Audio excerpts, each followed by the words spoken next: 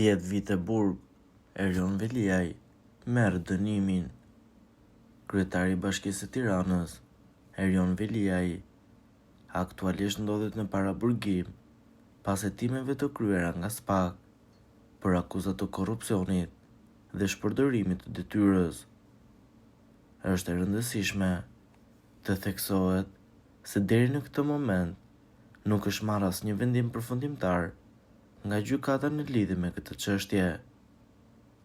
Veliaj përballlet me akuza serioze që mund të rezultojnë në një dënim të mundshëm prej 10 vitesh burg nëse shpallet fajtor. Aktualisht, procedura gjyqësore është në proces dhe nuk ka më një vendim final.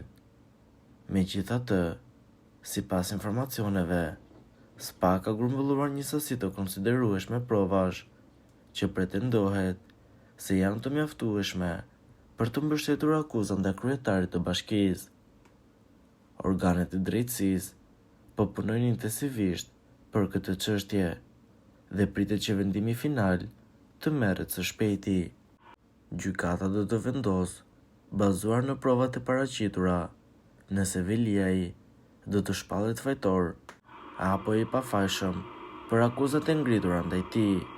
Duhet theksuar se sipas parimit të prezumimit të pafajësisë, çdo person konsiderohet i pafajshëm derisa fajësia e tij të vërtetohet me vendim gjyqësor të formës së prerë. Prandaj, pavarësisht situatës aktuale, vendimi final i gjykatës është ai që do të përcaktojë fatin e Erion Veliajit në lidhje me këto akuza. Situata po ndiqet me vëmendje nga opinioni publik dhe pritet që zhvillime të reja të ndodhin në ditët në vijim. Po ju, çfarë mendimi keni për këtë situatë? Komentoni mendimin tuaj dhe mos harroni të na bëni like dhe subscribe.